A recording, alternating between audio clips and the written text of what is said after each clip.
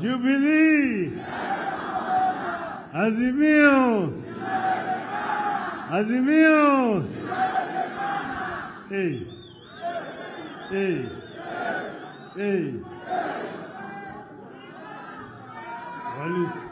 Hayawi, hayawi, hayawi, hayawi, hayawi, hayawi. Walisema haitawezekana, haitawezekana, lakini wana Jubilee na wana Azimio wakawajibu ya kwamba ina na simefanyika sasa. Jubilee imefanya wajafanya, Azimio imefurahi hajafurahi. Sisi tumekuja hapa kama wanaazimio kuunga mkono ndugu wetu hapa wa Jubilee.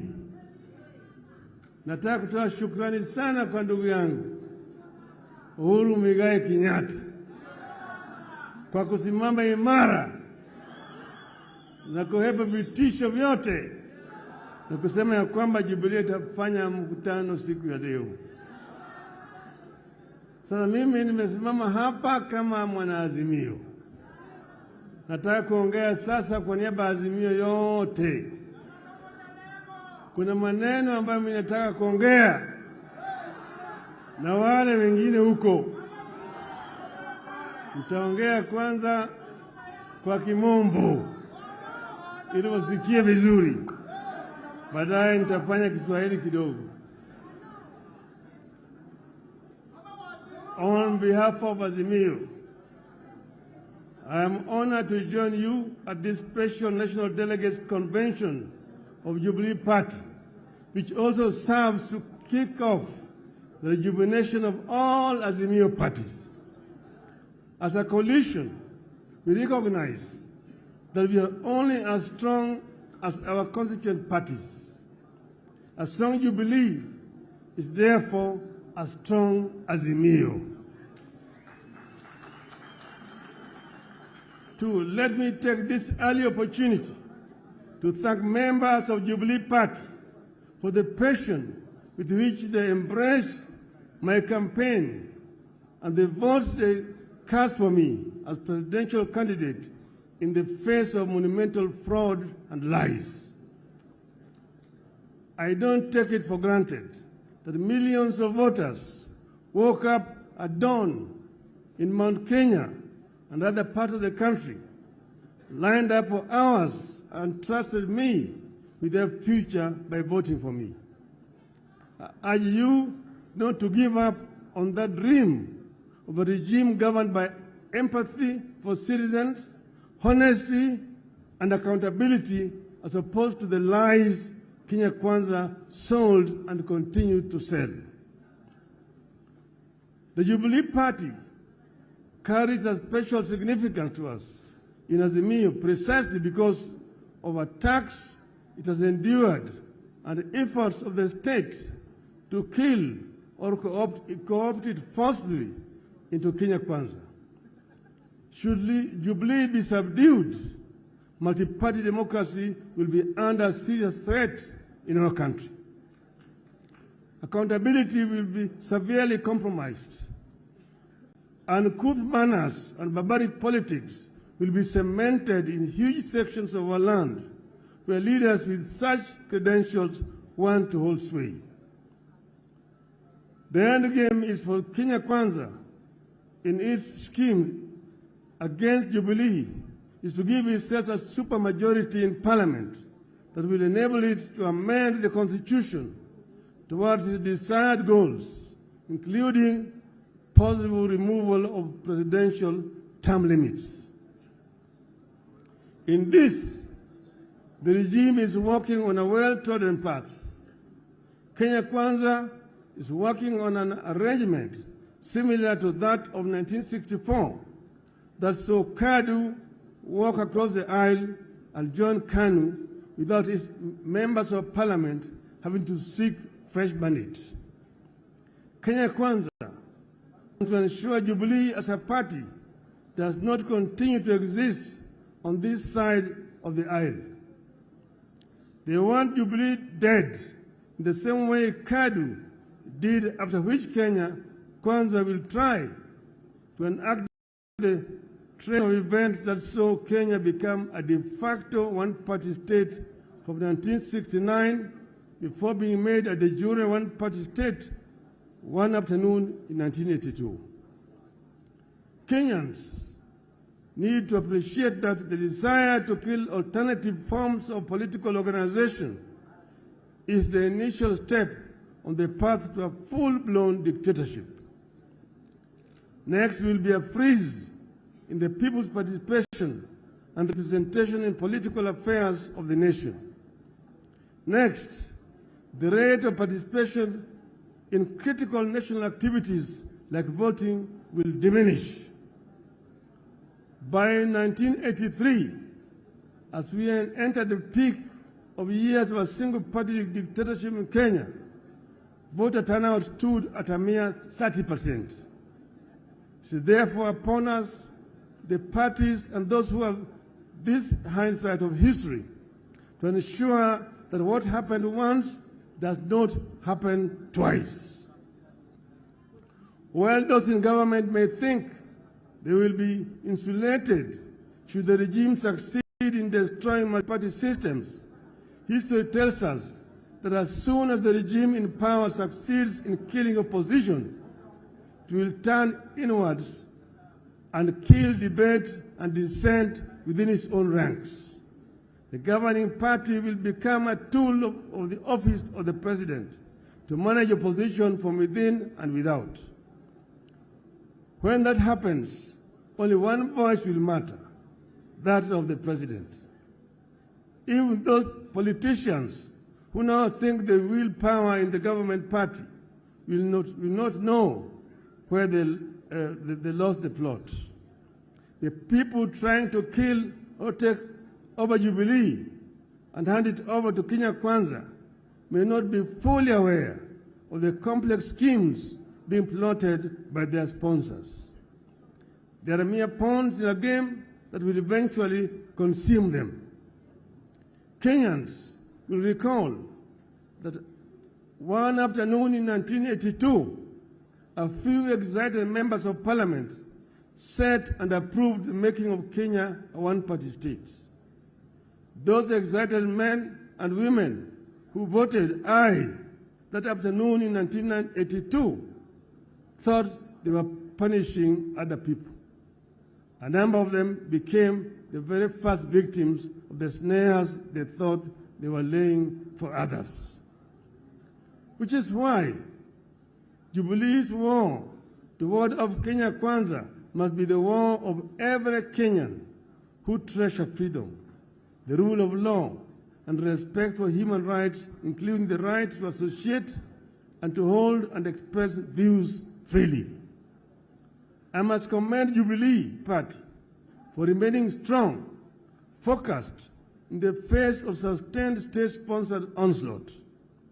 I am happy that the party recognizes its responsibility to Kenyans to defend and sustain our hard-won multi-party system.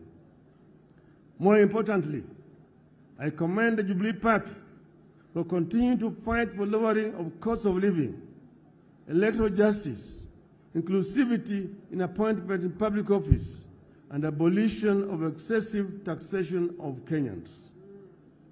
I want to assure you that we will fight this battle together and we will win it together. Failure is not an option. Failure is not an option. As we push for respect for political parties, I want to make a heartfelt call on our country to respect leaders who have served our nation and handed over the baton to others. In the recent months, you have seen very uncouth, very primitive, and unwarranted attacks on the person and property of His Excellency Uhuru Kenyatta and his family, including the founding president, Mr. Jomo Kenyatta. Shame on them. Nothing could be more uncouth than what we have witnessed in this regard, especially when it comes from men and women who call themselves leaders, who expect to be respected once they retire, unless they plan to die in office. I must commend my brother and our fourth president, Uhuru Kenyatta, for the dignity and decorum with which he has borne the insults and abuses for the sake of the stability of the nation, the peaceful coexistence of Kenyans, and the dignity of Kenya's presidency. I personally thank Uhuru for choosing to fly high when they have hit an extreme low. I call for respect of retired leaders, not because Uhuru is with us in Azimio. I said because it is what I believe in, it is what civilized people should do and believe. It is what happens in civilized nations. Kenyans will recall that when NAC took power in 2002 and excited cabinet ministers bayed for the blood of the then retired President Daniel Arap Moi, I said no.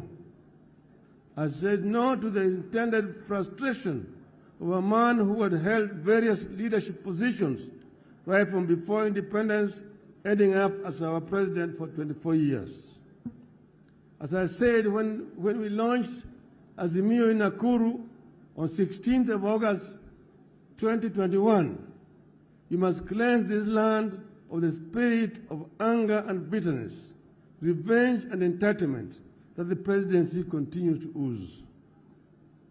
You must also build electoral systems that are resilient, transparent, accountable, and respect the wishes of the voters as expressed at the ballot. You believe that when leaders and governments lack popular support, as is presently the case, accountability, empathy, democracy, and good governance cannot be expected, and the nation cannot move forward. This is the tragedy that afflicts this country today. It is the reason enough for that well-known primitive voice in Kenya Kwanza to stop losing sleep over an imaginary handshake. Kenya Kwanza is too shady to be embraced.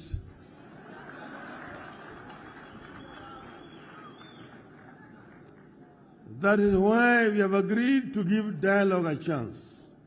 We embrace the talks to secure a good deal for Kenyans, and if the deal will not be forthcoming, Kenyans can be sure we will not pursue vain dialogue. Those who want to take over Jubilee are the same ones who live in the mortal fear over their positions and political future. They are the ones living in the nightmare of a handshake nobody is interested in. They want to destroy Jubilee not because it is weak, but because they recognize Jubilee is a force now and could be an even bigger force under threat in the years ahead. I urge you to stay focused in creating an atmosphere that will allow the country to take a critical look at traditions and institutions with a view to creating an atmosphere for constitutionalism to take off and thrive. I therefore encourage you to implement the resolutions of this convention with the confidence that the full force of Azimio la Umoja is covering your back. God bless Jubilee Party. God bless Azimio. God bless Kenya.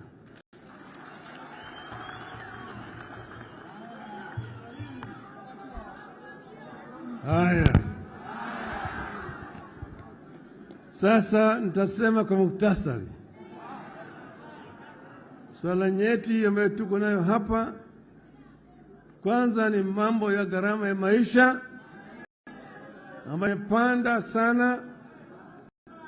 Pili, bei ya unga imepanda, bei ya mafuta imepanda, bei ya sukari imepanda, hata karo ya shule imepanda na kodi ya nyumba. Sasa njia hiyo wanataka kuongeza ushuru. Juzi niliwaambia kwamba punda imechoka. Punda imechoka. Niliwaambia ya kwamba Wakenya hawawezi tena kumudu ushuru zaidi. Ile ambayo wanatozwa wakati huu nataka yapunguzwe. Manake Waswahili walisema ati kibebasho kikivuja nafuu kwa mchukuzi. Kwa hivyo mambo gharama ya maisha tutazidi kupigana juu yake. Pili ni mambo ya uchaguzi, mambo ya saba. Tulisema mpaka saba ifunguliwe. Juzi nilipoambia wanasema saba ilifunguliwa. Nikauliza ilifunguliwa wapi? Wanasema mambo ya uchaguzi ilikwisha. Sisi kama Wazimio si watu ambao wanalalamika kwa hovyo. Muliona hapa Bomas of Kenya kulikuwa na makomishina 7, Chebushetha na wengine na wawili na wengine 4. 4 walisema la, yale matokeo ya bwana Chebukati hayaki kwa kweli. Walisema namna hiyo.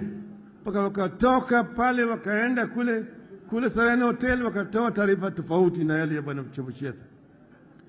Kwa hivyo na baadaye jamaa kapiga firimbi na katoa matokeo ya uchaguzi wa halali. Kwa hivyo tunataka tuangalie hiyo 7 ili tujue ni kitu gani iko ndani yake. Ukweli hiyo ni sharti mpaka ifanyike. Mpaka ifanyike. 3, tumesema hatutaki kuona kama watu wanaingilia mambo ya ndani ya vyama vya Azimio. Kwa upande mmoja wanasema wanataka kuimarisha multi-party democracy, badilisha weka ofisi ya kiongozi wa upinzani katika bunge. Kwa upande hii unaua Jubilee, unaingia ODM, kwa hivyo unaingia ndani ya Wiper. Tumesema hii hatutakubali. Wale ambao wameingia kwa biashara ya umalaya ya siasa, kama umeingia biashara ya umalaya ya siasa, jiuzulu. Ile tiketi ambayo ulipewa rudi kwa wananchi, uchaguliwe upya. Mimi nilipotoka katika chama changu cha Ford Kenya kaingia NDP, nilijiuzulu kwa bunge, nikarudi hapa kwa watu wa Lang'ata, wakanichagulia tena kama mbunge wa Lang'ata. Wengi walitoka namna hiyo. Marehemu Dr. Protas huko Kisii, Likoa, Mumanyi, Shamala, Apili Wawire, Aniri na kadhalika. Wengi walijirudi katika uchaguzi. Kwa hivyo tunasema badala ya kuchukua Jubilee uende naye katika Kenya Kwanza, toka kwenda peke yako, nasimama na chama ya Kenya Kwanza au UDA, atuonana na wewe kwa kiwanja. Mwisho wamesema Kenya ni kampuni ambayo kuna hisa, ati wengine wakuna hisa mingi zaidi, wengine wana kidogo, wengine hawana. Swali ni kwamba kama kuna Wakenya ambaye hawana hisa, wanafanya nini Kenya?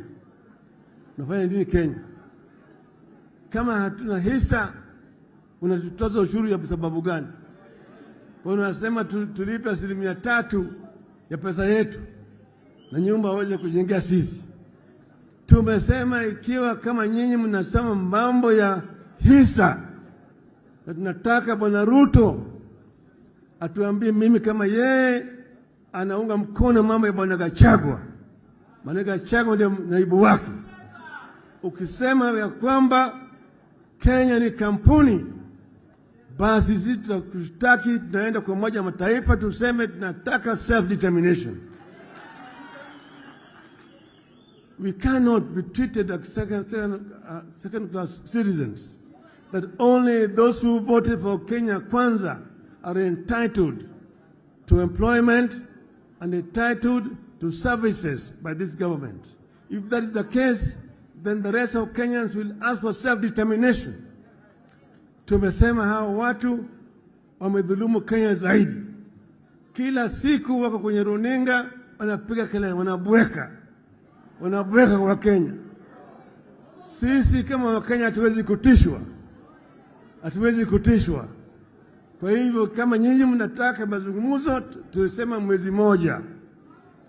Sasa imebaki siku 14. Siku 14 imebaki.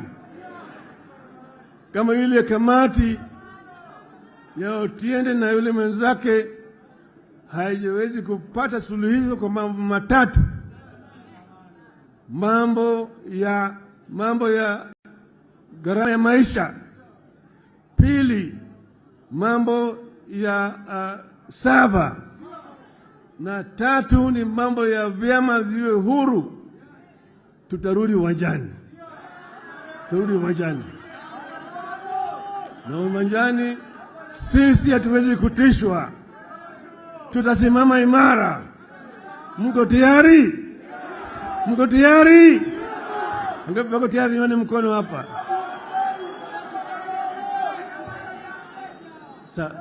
Hawa walisema wao ni watu wa hasla. Sasa lugha ya hasla sasa imepotea. Hawataji mambo ya hasla tena hata kidogo. Wanaongea juu ya wadosi peke yake. Na wale wadosi ambao wanaongea juu yao ni wale ambao wanaiba rasilimali yetu. Maana kashfa kila siku mambo hii ya ati neti ya umbu pale. Ni nani yuko pale? Si najulikana. Bwana Richieta na watoto wake.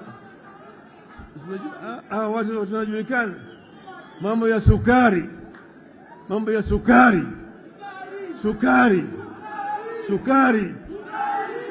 Sasa sisi tumesema mambo ya ufisadi mpaka iangaliwe na watu ambao wanahusika.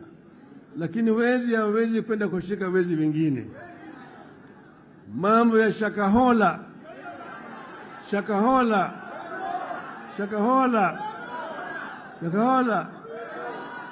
Tulisema tuliona Bwana Makenzi katika Ikulu.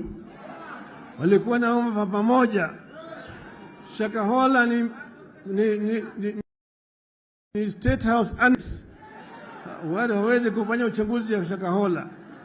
Ndio niwaambia Bwana Ruto, wewe koma kabisa, huna uwezo wa kuunda tume ya kufanya uchunguzi, wewe ni mshukiwa.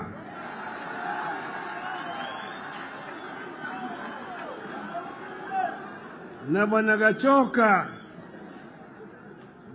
Gachagua ni mshukiwa na matu. Hao wote hawezi kufanya uchunguzi. Mimi nilienda Shakahola nikazuiliwa kuingia pale. Kwa sababu gani?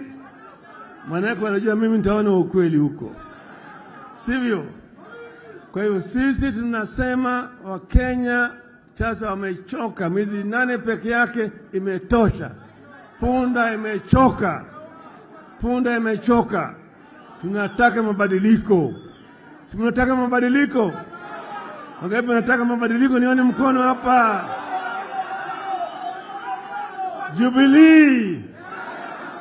Jubilee. Azimio. Asanteni sana.